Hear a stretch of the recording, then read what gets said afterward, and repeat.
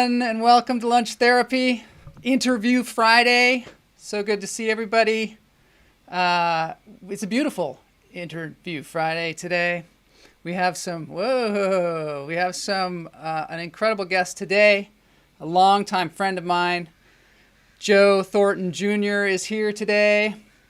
I'm so glad to finally have him on the show because we have been friends for a long time, and he's a really fun, dynamic person. I also want to announce that on Tuesday, we're going to be having Space Day. This is a request from my sidekick, Boney. He insists on Space Day. He's like a huge fan of space. And when we had Space Week, he was just beside himself. So he's been kind of complaining lately that we haven't been doing more space stuff. And I think, we're not quite up to speed with all the crazy stuff that's going on. So I'm going to have Michaela Fagan, comedian and space expert, on with me on Tuesday. Also, we're going to have probably a report from Elizabeth Croydon, who was apparently abducted by aliens on our show, right here on the show. I don't know if any of you were there for that, probably. I see Chuck is here. I see Niel is here. Holy. So I think she was abducted by aliens. We're going to find out what happened. So really glad to, hear that she's okay, at least, because that was kind of scary. I don't know if you were scared, but I was like, what? So before we start the show, though, once we start the show, we're going to breathe, as we do at the top of every show. So here we go. Let's get into this. I'm going to get myself a modem. I'm going to get myself a modem. I'm going to get myself a modem. I'm going to get myself a modem. I'm going to get myself a modem. I'm going to get myself a modem. Yeah, so Elizabeth. That's going to be cool. But right now we're going to breathe. Let's see who's here. Hoy, Kamala's here. Good to see you, Kamala. Everybody, during the interview, feel free to ask questions, chat. Joe may be here in the chat room as well during the interview, so that could be kind of cool. How do I know Joe? I met Joe Thornton Jr. while working at a law firm in downtown Los Angeles. He was in the server room. I was on the help desk. I don't even think I knew he was an actor until I knew him for a while. Sometimes on the job like that, you kind of keep it close to the vest. And he definitely did. He's a very serious guy, he was, because he was taking care of all these servers. It's a very serious job. Since then, he invited me to see him in a play. I think that's when I really realized that he was an actor, and I was just blown away by his performance. Kamala and I went and saw him, and since then he's gone on to multiple television roles. He's been on Jane the Virgin, Snowfall, It's Always Sunny in Philadelphia, Masters of Sex, American Vandal, and lately he's been on NCIS Los Angeles as a recurring character. Often plays a cop. Sometimes he plays a doctor, but usually people in sort of authoritative positions. Because Joe's, I don't know, he just kind of gives that off. He also, let's see what Chuck says. I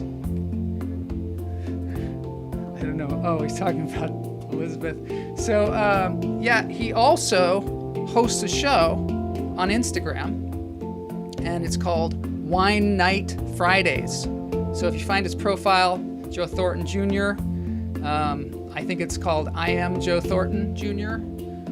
Check it out, because every Friday night he's talking to different people on there, and I'm talking to him here. So let's get into the interview. This is Joe Thornton Jr.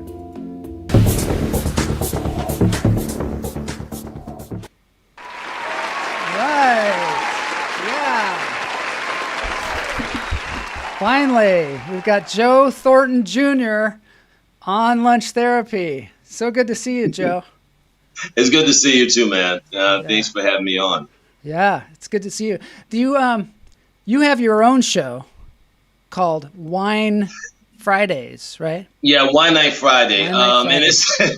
And it's I can't believe it. You know what? It's been a year now since Yeah. I've been doing this on Instagram Live. I can't believe it's already been a year. I know. Over a year. I can't believe it. Yeah, it's already been over a year. It's Because crazy. it started during the lockdown of COVID, when it started COVID. And let me just say this. I find it interesting that everybody now is a talk show host. That's the funny thing about it. We're lucky. We're lucky we can be talk show hosts. Yeah. Yeah, I it's very interesting. And for me, I have a friend of mine, an actor friend named Rico Anderson, who used to see me do, because I used to do like a written version of Wine Night, something on Instagram on every Sunday and Wednesday, sometimes during the summer. It's in the summertime, with Wednesday and Sundays. Because I go to this place called Laurel Tavern, and I go there just to get a glass of wine late at night, and just think about things. And it basically started because the agent I had at the time wanted me to up my Instagram followers. That's a thing. That's a thing, huh? Yeah. And I was like, jeez, really? Yeah, I know. Because we're actors, we not think, we think, all we have to do is just show our work, and that should be enough. Yeah. I was on Instagram and Facebook. It was no big deal, but I wasn't thinking about getting followers. You know what I mean? Yeah. That wasn't really my emphasis. Yeah. But I said, okay, well, what can I do to get more followers? Because I wasn't the guy that did this every 5 seconds. You know what I mean, with the camera. Yeah. What are you gonna do? Mm-hmm. So I went ahead and just said, well, let me give my thoughts about things. Like, just put it online and just talk about something every week. So I did, it was a weekly printed thing, written thing. And then my friend, like I said, Rico Anderson, said, Joe, you should make this a live, like some type of Instagram live. And I was looking at him like, dude, who am I going to talk to? I mean, what? And what I did was I used to just do it by myself, and then the premise of it is basically I'm at a bar, just have a glass of wine, talking, and someone shows up, and that I haven't seen in a while, whatever, and we just sit down and have a conversation, and that's all it is, and that's what I did. And Instagram allows you to bring people on, you can just bring anybody that's in the chat room on. You can just bring them right on. Right away. Right? Well, they can request it. They can request to come on. They can request to come on. And then I answer, and especially with someone I know. And it just became this thing that on Fridays, because Fridays now, because at the time I was unemployed. Well, I was working. I was in and out of employment. Because I'm the actor that still has a regular job. Yeah. Me too. And I Wednesday nights and Sundays at the time was the days I had off. Yeah. But now I work a regular job consistently, and I've been there almost 3 years now. But my days off is Friday night and Saturday nights. Yeah. And I just changed it to Wine Night Friday. It used to be Wine Night Wednesday and Sunday, but it's Wine Night Friday. And I, like I said, and the topics. And by the way, it's no host bar. That's why. And I want people just know that you're going to be on Instagram. So whatever you talk about, it's going to be out there. So we live in the culture. I'm sorry? Because it's live. I mean, that's the cool thing about live. I like live shows because you do it and then it's done. You don't sit there and get it in the editing thing and try and figure out, what the best parts are or anything like that. And plus there's an immediacy that is similar to any kind of performing, like doing a play or doing a live, being a musician or doing live performance, which I think has a certain energy about it that is really exciting. Well, it is to me, and look, I also have to remind myself too that I have a communications degree. Yeah. So I was in classes where I talked a lot. Yeah. And so it kind of just brought back those roots a little bit for me, even though it's been like 30 years since I graduated college. But it was like so when I just bring people on, and I brought people on who are actors, mostly actors I bring on. Sometimes people who are friends. On my birthday, last year's birthday, I brought on my best friend, Maurice Middleton, on. And we've been friends for almost 40 years. Wow. I brought him on. and I hadn't seen him. I actually haven't seen him face to face in over 30 years. But we talk on the phone all the time, every day. How cool. Yeah. Yeah, and so we were able to do a face-to-face thing online. We talk about too many things, but at the same time, but like I said, the conversations could be political. The conversations, because that's kind of that was my thing during the you know who era, and but then I talked about pop culture. I talked about last year we had we lost Chadwick Boseman. I had a topic about that on the show, my thoughts about it, and certain other celebrities that passed away last year, because last year was the year, like a lot of people died. Oh, I know. So many people. Yeah, and then with COVID on top of that, I had the chance to talk about issues and so forth involving COVID. So I mean, but the truth is, it's laid back. There's no there's no screeners. There's nothing, none of that crap. Yeah. I just, but again, I remind people that you're on live and we live in cancel culture. So what you say is going to be in the ether forever. And you may have to do a apology tour. Have you had anybody that had to do a retraction yet? Yeah. Really? No, you know what? No one has, but I've had to on another podcast that I was part of. And I basically had to do I made a mistake here. Yeah. I apologize. It's not what it was supposed to sound like. And I did that on another podcast. So I've had that. It wasn't a big. And look, you can't. What was the term I used to use? I used to tell you this at the office all the time. You can't get blacklisted unless they know you. Unless they know who you are. Nobody cares what you say. Unless they know who you are. Because as actors, here in LA, we worry about getting blacklisted. Right. And it's Don't worry about it. Nobody's listening. Nobody knows who you are. What are you talking about getting blacklisted? Come on. What kind of a story is it going to be if they're like, who's that? Yeah, it's like, who? It's going to be like a bunch of owls. Like, who? He said, who? That's what's going to turn into anyway. Yeah. So, I wish I was that important. That's nobody cares. Oh, yeah, exactly. Yeah.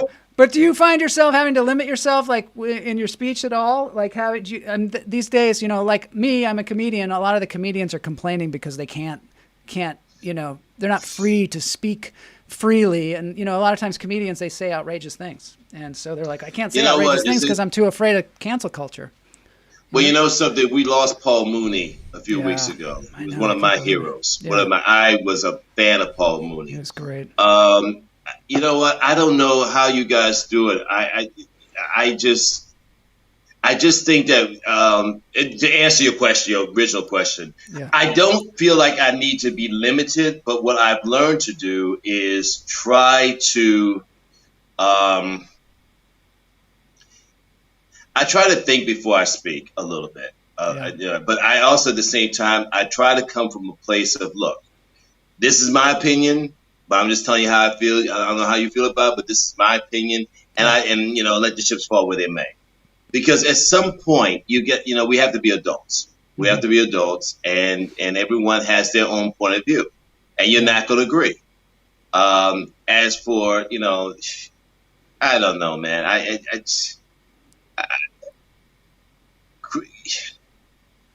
I think that, as actors and so forth, the last thing we want to be is inhibited. Yeah. Because that works against our craft. Right. I mean, the whole challenge sometimes is to be open and also to take risks. I mean, that's what what we're always trying to do. And so, when that all of a sudden there's like some possibility of getting yourself in trouble, it limits people a little bit.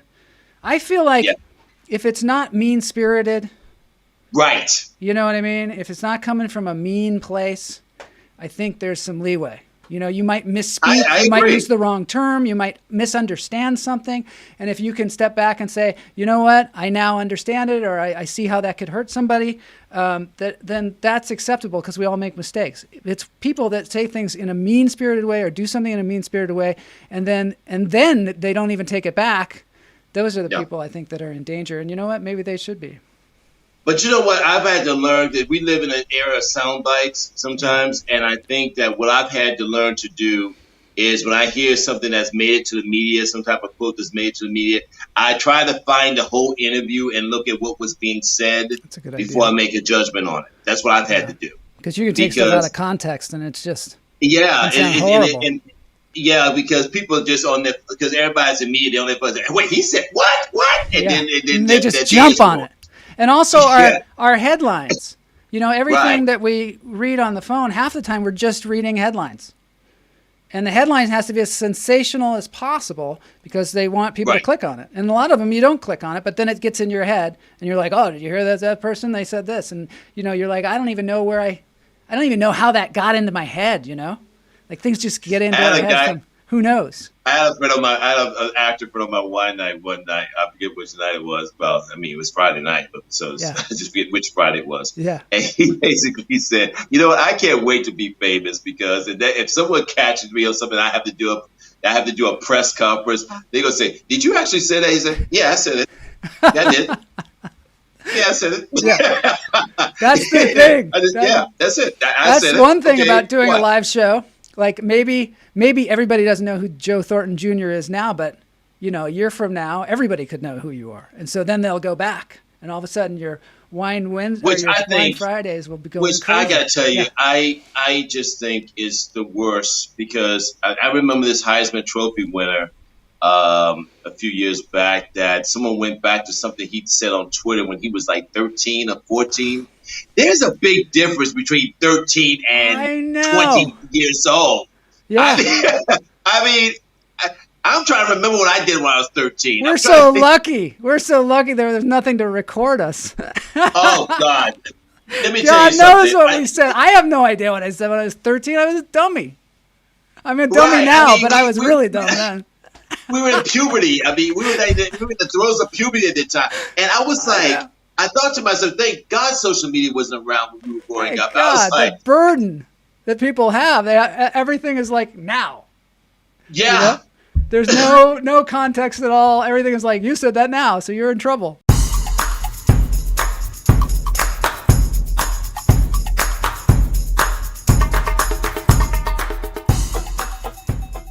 After being in Hollywood for so long, like you said, you learn that everybody, we eventually all cross paths and we all, have some kind of connections and especially when you start working. Yeah. That's when it gets very interesting. There are days that I wish that I wasn't working. Yeah. But as an actor, because really? Of things, why? because of people that have shown up in my life that I had not anticipated. People I thought was long gone. That have showed up in my life. Really?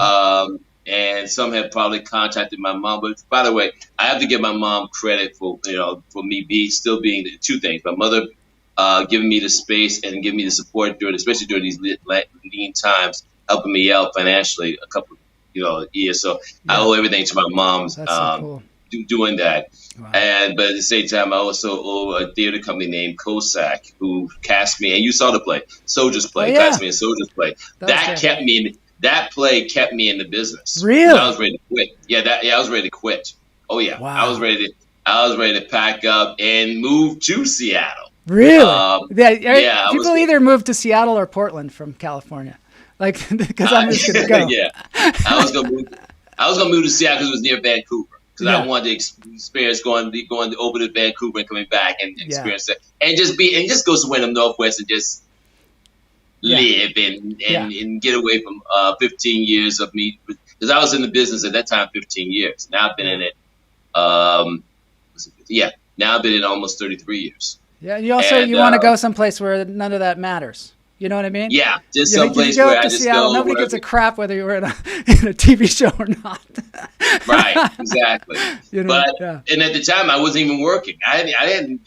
My first acting gig didn't happen until 6 months, 7 months after Soldier's Play. Really? So So look, at the end of the day, we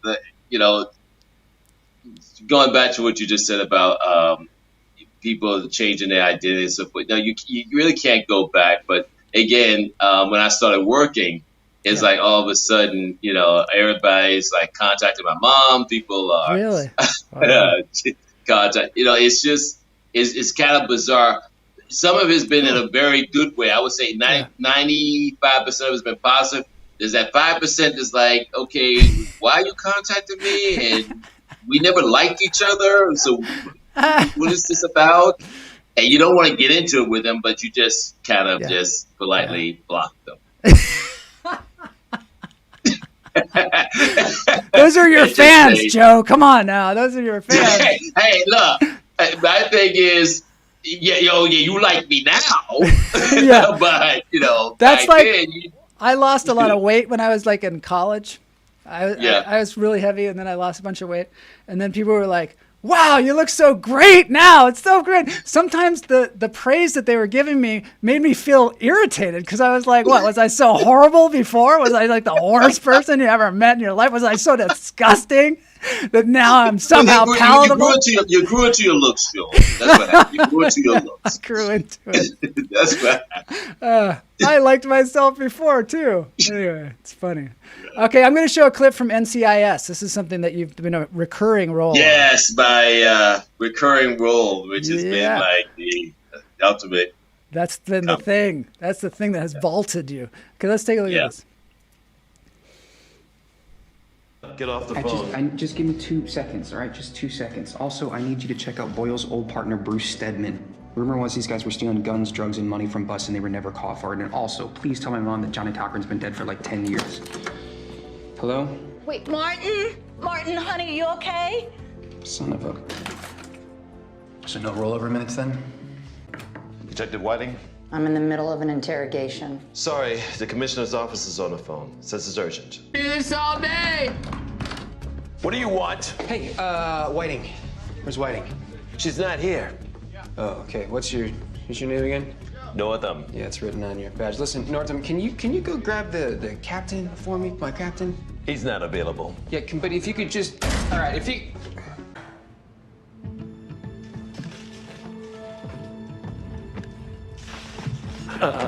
What? You didn't want me seeing this? Check it out. Oh, the painting. You don't think, I mean, that's not... Oh, I bet my pension it is. Your pension is not worth $40 million. Whoa, hey. Hey, Glenn. Do me a favor, give these two heads. All right, yeah. This is a big deal. I really congratulate you for getting yourself a role on this show. You know, for one thing, it's something that everybody sees, like all over the country. Yes. And another thing, it's a prized possession to be on a show like this, a network television show, and get a recurring role. I mean, that's a real accomplishment, Joe, and I congratulate you for that. Well, thanks. And let me just say this, and that's I've had the reputation of being Joe the cop in this industry. Yeah, because totally. Most of my roles have been cops and so forth. My first role, Ace of the Rules, I wish I gave you that clip. I forgot about that. Was which I got after Soldiers Play, was playing a police officer, obviously James Garner and Katie Seagal. It's on my IG page somewhere. You can probably find People it. can check that out. But at the IGTV section, at least, way down, you have to scroll all the way down, I guess. Yeah. But I will say this, that I call it's recurring because let me tell you how this happened. I auditioned for that NCIS office, Susan Bluestein and Jason Kennedy. Mm-hmm. I think probably 20 times. Really? For various roles on that show. And the director told me, and this either he told me or somebody told me, that they saw a previous audition I did, and they decided that, you know what, no, just get him. Just get really? him. Really? Just get him. He's perfect. Just get him. He's fine for it. Yeah, and that was the one. And that first episode was the one you saw me hang up the phone with Deeks on the phone. Yeah. That was my first episode I did. And then a year later, I got the one where I busted in the door. He's like that one. Going crazy in the room.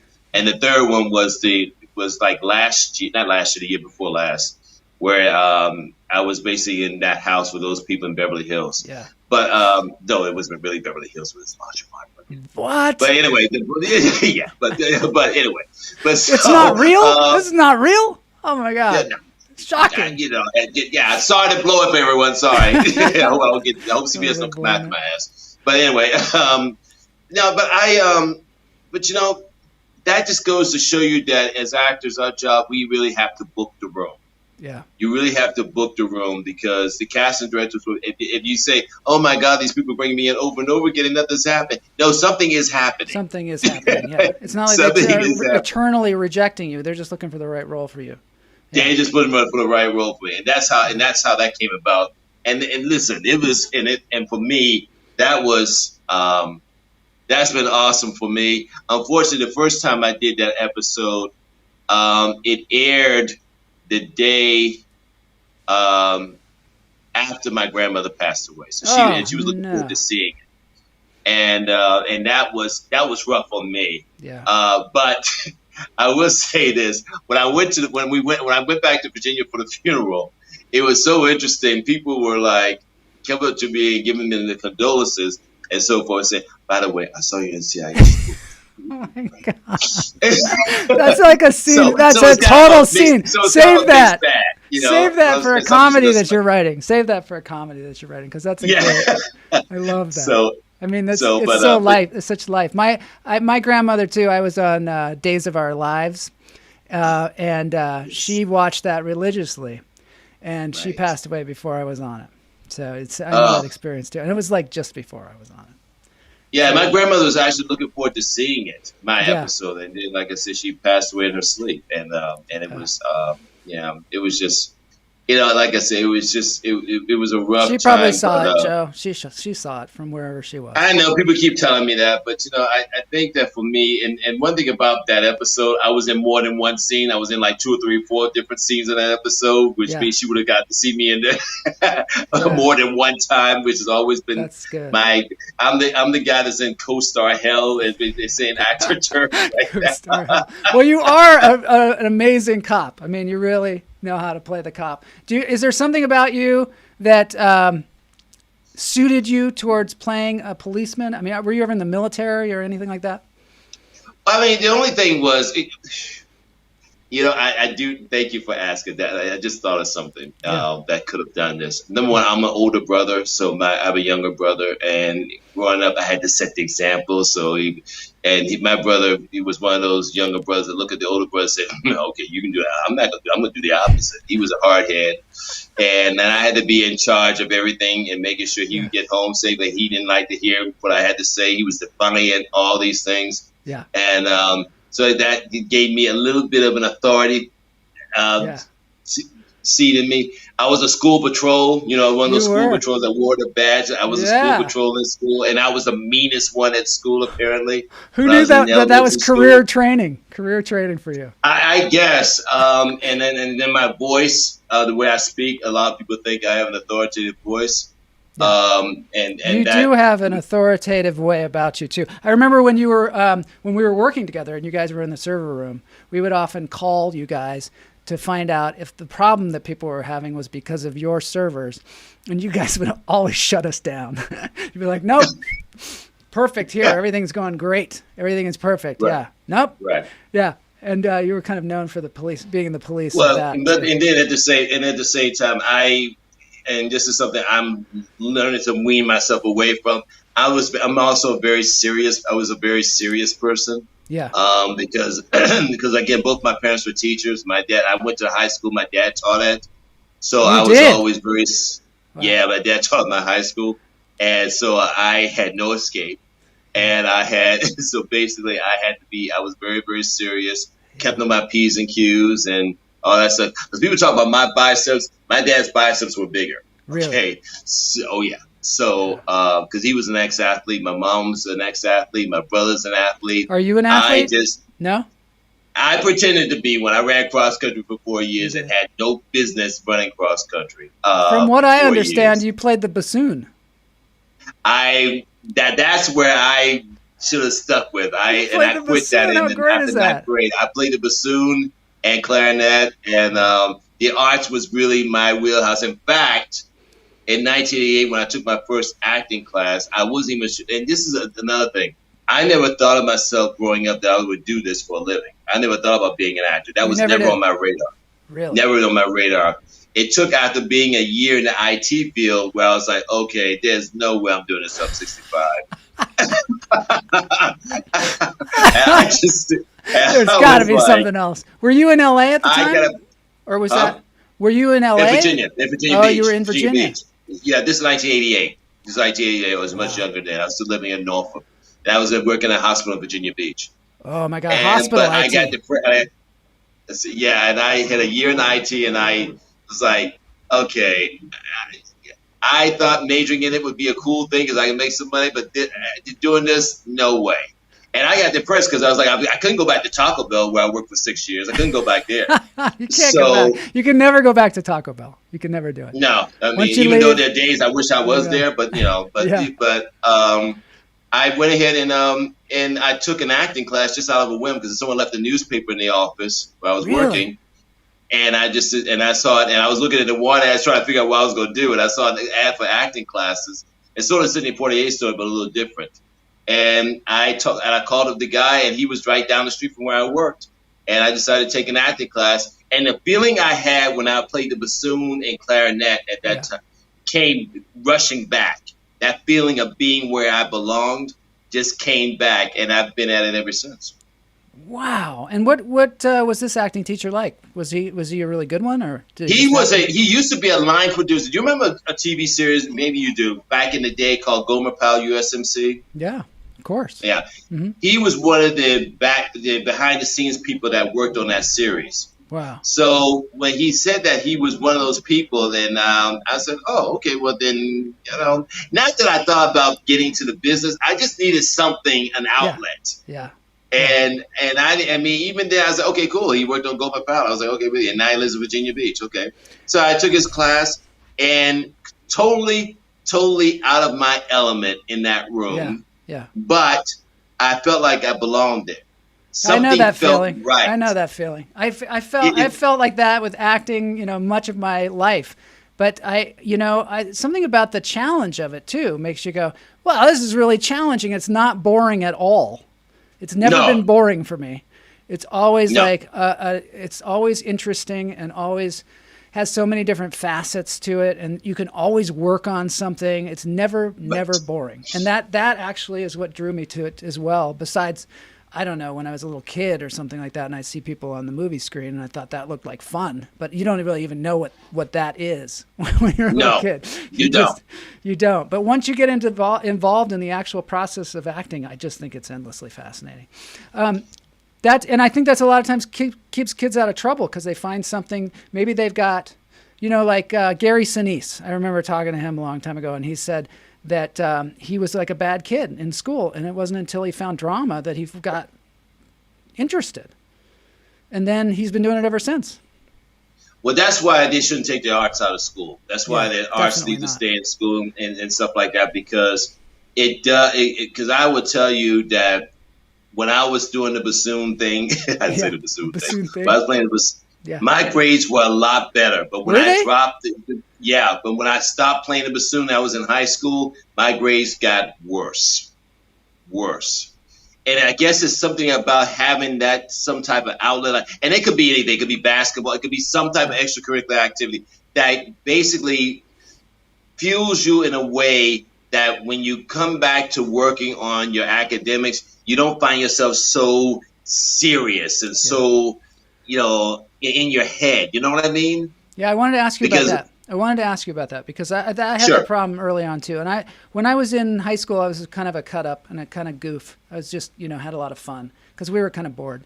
And but then when I got into college, I got really serious about it. And I got into theater. I think it was probably because I had declared theater because I enjoyed it so much. But then I was like, I better do this right. And I didn't know anything about it because I didn't do it really previous to that. And I turned very serious about it. And I think that got in my way because it's called a play, for one thing. Yeah. And you're supposed to play and you're supposed to have fun. And for some reason in academia, I was like, I got something. It felt like I had something to prove, maybe a chip on my shoulder. Is that why you got serious, or was it just because your parents were academics? Or my dad was also a professor. Well, my parents were, I mean, they were athletes, and they both were PE teachers, which is why I always stay in shape. They were both, yeah, I couldn't be the fat kid in school. That was never going to happen. That's great. But I, you know what,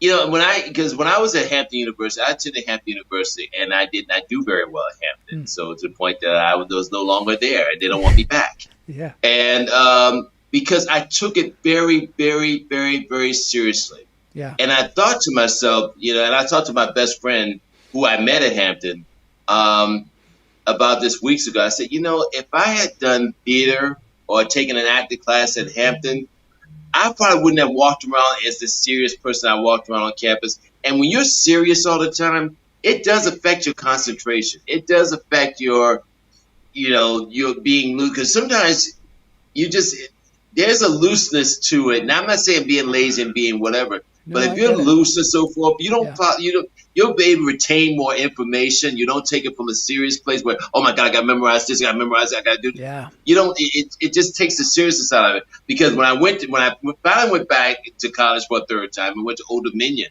yeah, my grades were better, and at the same time, I didn't look at school as serious as I did previously. And I got a degree in communications, and basically I got a degree because of my parents. I didn't get a degree for me. I mean, if I had my way, I wouldn't have gone to college. That's just me. Nothing against college. Yeah. I'm just saying. You were just trying to prove something. Yeah. After 12 years of school, I was pretty much checked out. There's a scientific thing about this, what you're talking about. Right. There's, different waves in your brain. Your brain operates on different wavelengths, right? And there are some that are closer together, and there are some that are farther apart. And when you're in this like more relaxed state, the waves are farther apart, and it's actually easier for you to think. It's when they start to get really tight and really, they call them beta waves. When you're in a high beta wave, it's really hard to do anything. It's hard to take in any information. It's hard to learn anything. And sometimes you find that like when you're on the set, where you're like, all of a sudden you're on the set and you're like, all the cameras are on you. You got to say, and you're like the guest, so you don't know anybody, and you're just trying to prove yourself and say your line. And all of a sudden you don't know what you're saying, and you're like, oh my God, I gotta, I forgot my line or whatever. Or the script supervisor comes over and goes, this is a not, and you're like, I feel like you get into that place and you have to like bring yourself back down. Like you have to bring yourself back into that happy place. You do. Let me tell you something. That one clip from where the woman said, hi, Glenn, on that clip from NCIS. Yeah. And I basically said my line about, do me a favor, give these guys hell. That was my line. Yeah. Do you know, and that was first day, 900 degrees outside in Larchmont. I'm walking in ready to say my line. You know how you're about to say something, you forgot what you're about to say? Yeah. That's where you were. That happened to me 3 times for that one line. That was even before the next day when I had the big scene. But that was 3 times, and I'm sitting next to Chris O'Donnell. There's the LL Cool J, and there's your girl right there from me. And I almost freaked out in my head. Of course, I wasn't gonna freak out on set. Of course not. And then the director said, "Give him hell." I said, "Oh, that's what the line." I'm sorry. And then I got the line, and then we had to do other takes for that line. Yeah. But after I did it, my director looked like I was about to panic. I said, crap, I'm about to get fired. I can't even say one line. I couldn't remember one line. There's 100 degrees out here. And the director said, listen, it happens to everybody. Yeah. Don't worry about it. You're fine. Yeah. We get it. It's not a big deal. Just relax. We got some more takes to do. The line. It's not a big deal. It happens to everybody. Because, man, I was freaking, because I saw the people on the set, and all of a sudden, oh God, we're going to be here forever. Everybody's like, That's what you think. You think they're thinking that, but they're probably like just totally bored. They're doing their thing. They do this every day. But I was like, they're like, here's another guy. First day. He's like, oh my God, he can't remember one line. They see that. I'm sure they see that every day. You know what I mean? Like, yeah, I know. That deer in the headlights thing. It's harder. Let's face it, it's harder to come on there one day and say one line than it is to be on there all the time. And then, then you're just living there and you're, relaxed. You know everybody. It's hard.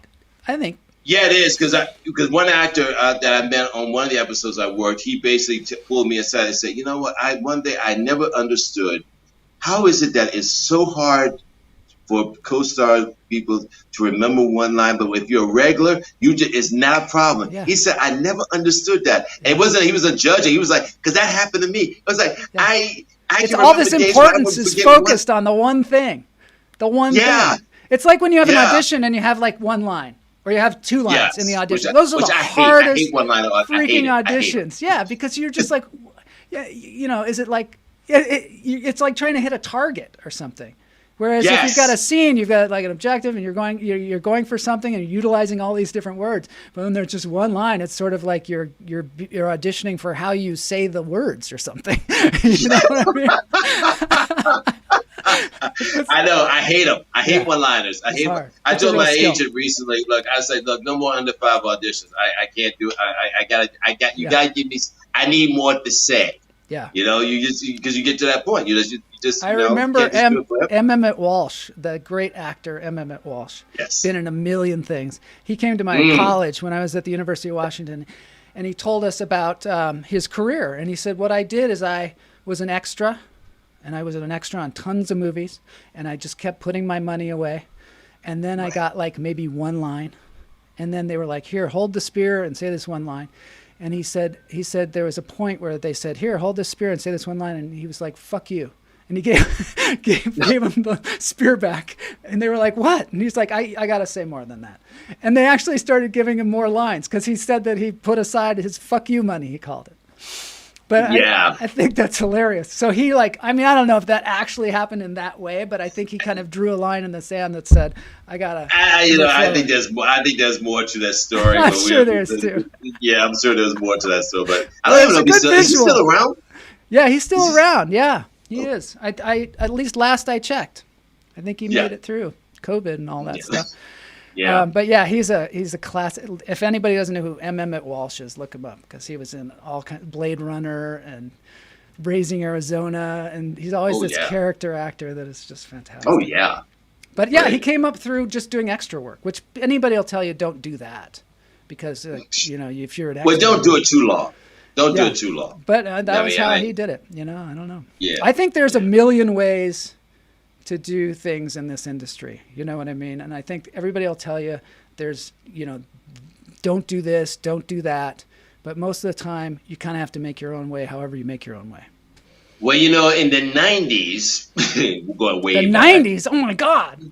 Yeah. When we had VHS and black and white pictures. Yeah. In the 90s, people didn't want, you had a lot of casting directors say, well, it says here you're an actor, but you're also a director. And which are you? An actor? Are you an actor? Are you a casting director?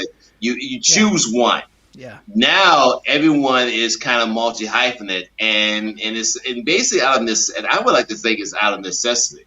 Because I'm a first AD as well, because I've done first AD work on a couple of projects for friends. I've also been a casting director for a couple of movies. Really?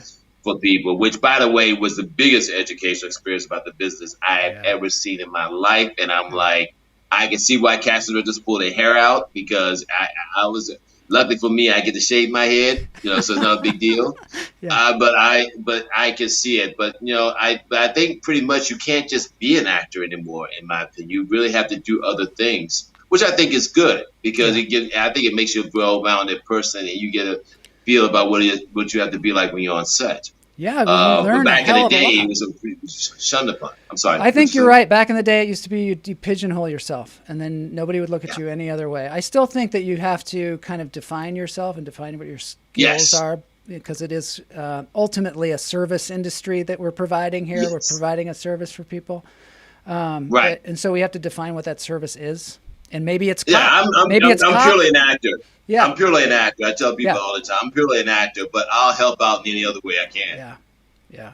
I even have trouble with, comedian. Like, people are like, well, are you a comedian or are you an actor? But I feel like they're pretty similar. Professions. I don't know how that, I don't know. And there's so many comedians who are actors. Who are movie stars. I know. They're movie stars. They're movie stars. Like, I know. So I don't think that's a hard sell. I think you just go, yeah. look at these other people. Kevin Hart ring a bell? I don't know. Yeah, Eddie Murphy.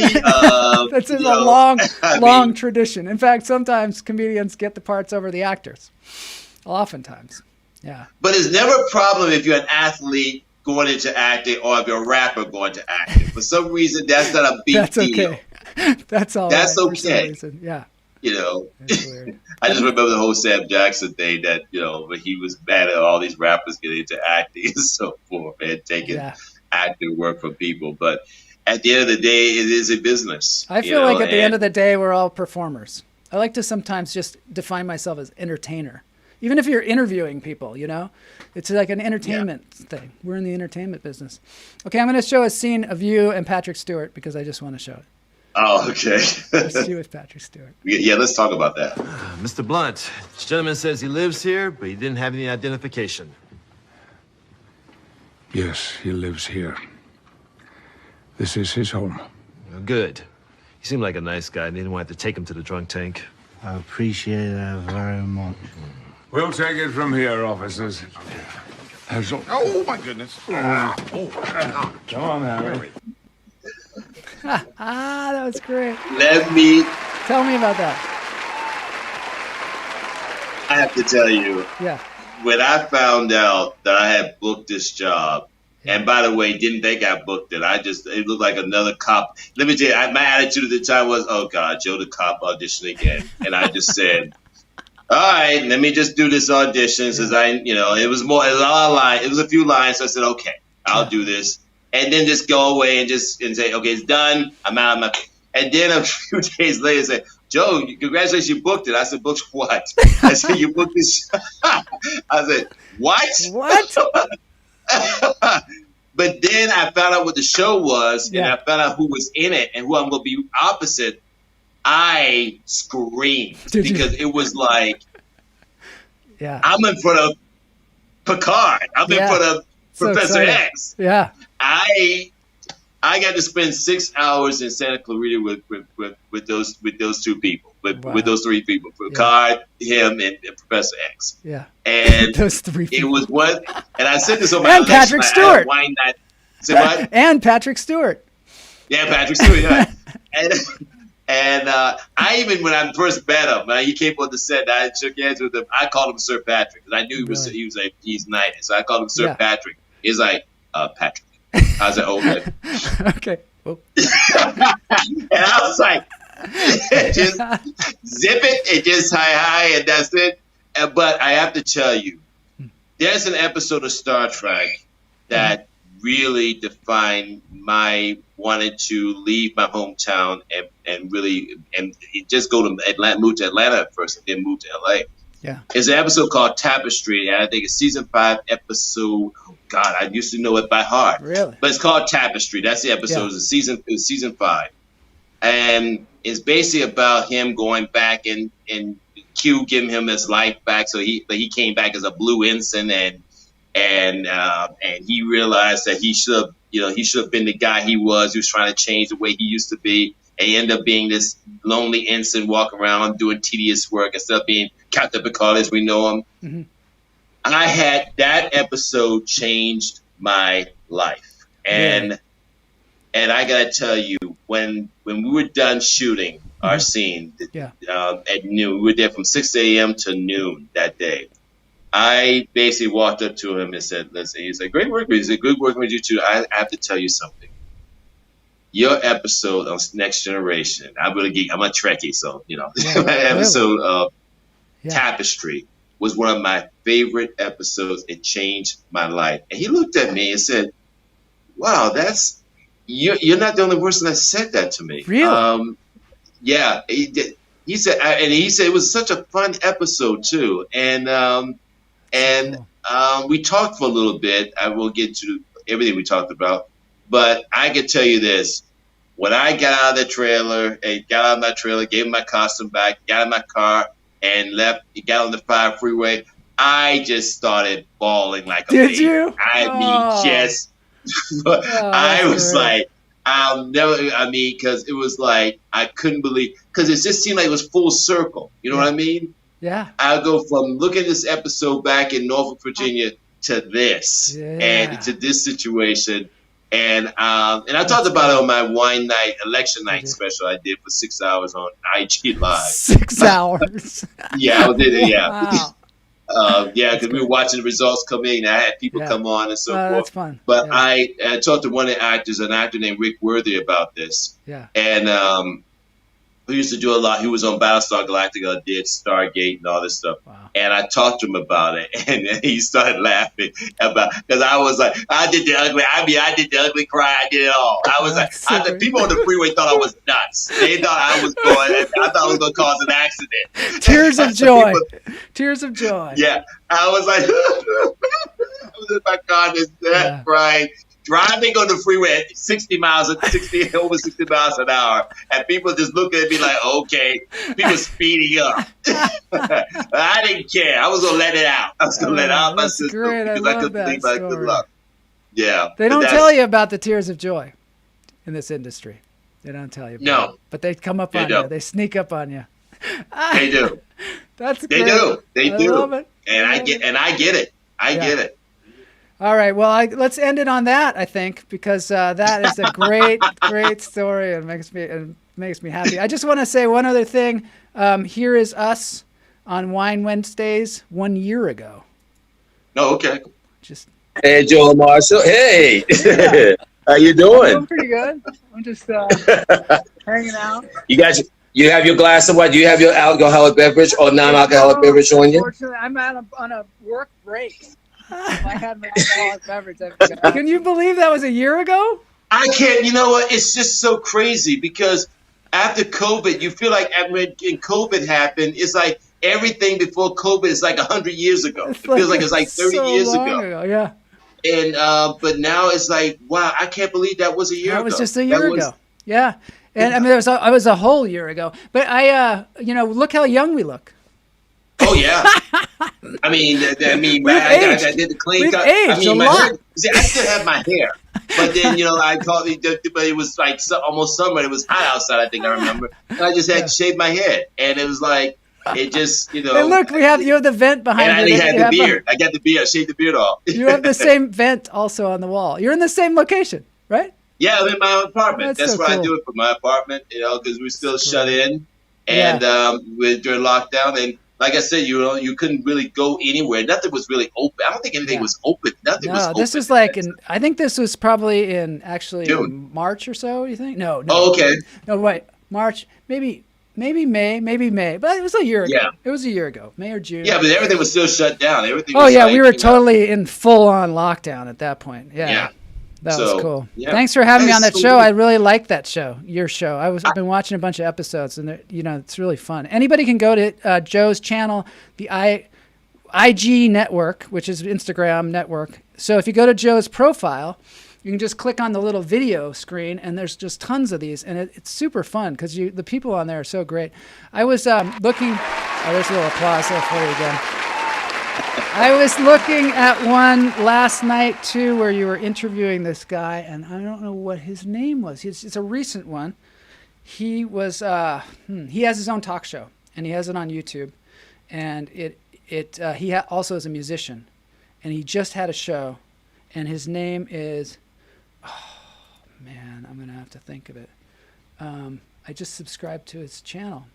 He had a show happening, and he was asking you to go, but you couldn't go.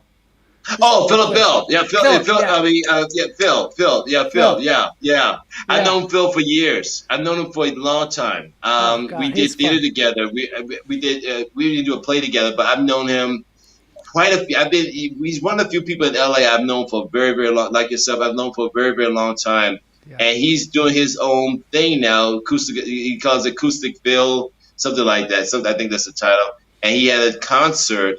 Virtual concerts. There's a lot of these virtual concerts out here now, which some of them have been very cool and very creative guy. I love that guy's energy. I like the energy that he brought to your show. I love the energy that he brought to your show. Oh yeah, he's really talented guy. Very nice. He has his own talk show as well. He's another talk show person. Kicking it with Phil. That's what it's called. I noticed Kicking It with Phil. Roz Brown was on there, who was also on my show too, and it's really fun. I think it's really Oh yeah, great show. You're great show. He invited me on. He was one of his guests on the show. We talked about the business, and we only went for like 15 minutes. And but it was like I said, we all interviewed, and we're all learning from each other, which I like about these things. I love the fact that we can do things and keep learning and keep evolving and keep creating, and it's pretty cool. It's pretty fun. Well, thanks, Joe, for being on the show. I really appreciate it. Thanks for having me. And this has been this is fun. great, man. I enjoyed this very much. It was great going back down memory lane. Back down memory lane. Yeah, it's great. It's great to do that. And I've known you for a lot of years, man. And keep doing what you're doing. I mean, your lunch therapy. I still remember seeing it every day when we were in lockdown. But then when I got my job back, it was like I couldn't see it no more because I was working nights again. And It'll always be there for you. It'll always be there for you, Joe. I appreciate it. I'll always be there for you. All right, so it's great. This has been Joe Thornton, Jr. on Lunch Therapy. Take care, everyone.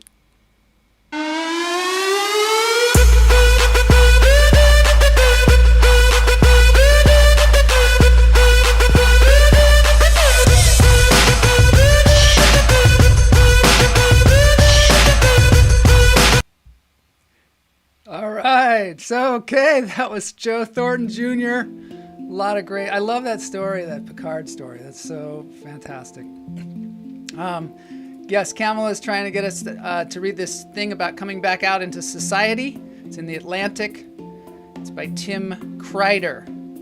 Guignel says, "Fuck society, I refuse to re-enter." So there we go. It's great having Joe on the show. Thanks so much for being on the show. Many agree with Guignel. The veil has been lifted. The veil has been lifted, I guess, on some of the shit that we put up with in our lives that we didn't have to put up with when we were in lockdown. And so perhaps we will eliminate some of the garbage, like sitting in traffic for 2 hours to go sit at a different desk. Maybe we can sit at our desks at home and work or driving, something Joe and I were talking about, driving all over Los Angeles to audition for a part or two and spending an entire day in traffic trying to do that. A lot of us know that experience. Guignel, yeah. No one wants to do it again. Inhumane lifestyle, yes, this inhumane lifestyle. One great thing about sitting in the car, though, is you can...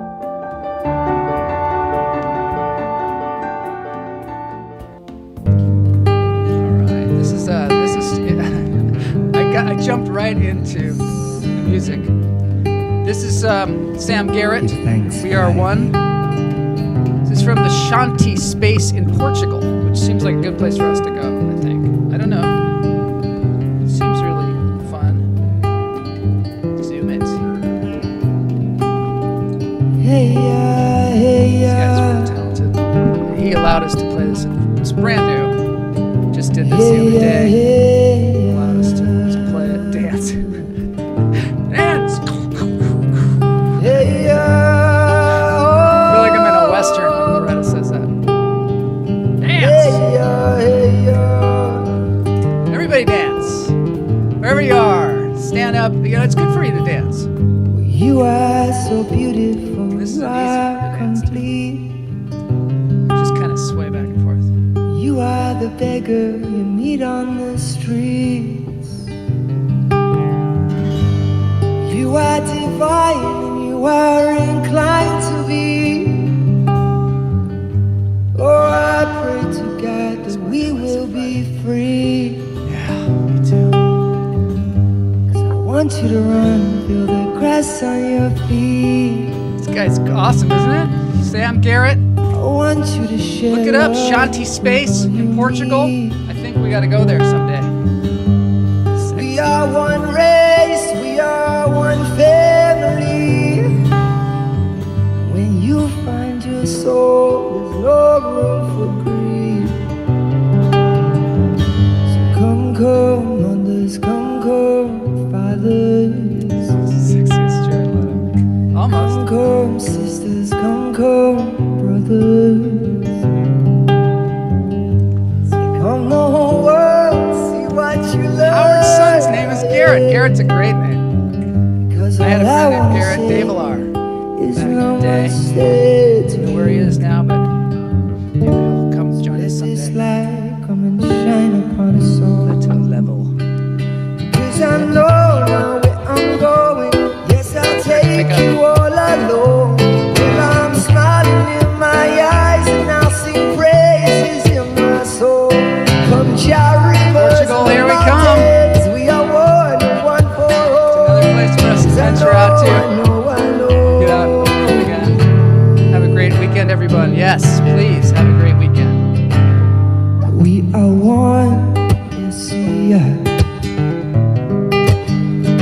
Yes we are one, yes we are. Well, nothing could happen without Jah. Right, this is Lunch Therapy Interview Friday. So we should find out why we are pursuing. Very nice sentiment from Danielle at the end of the show. Thanks everybody for being here. Thanks Joe Thornton for gracing us with your presence. Are we ready to see and go onward and upward.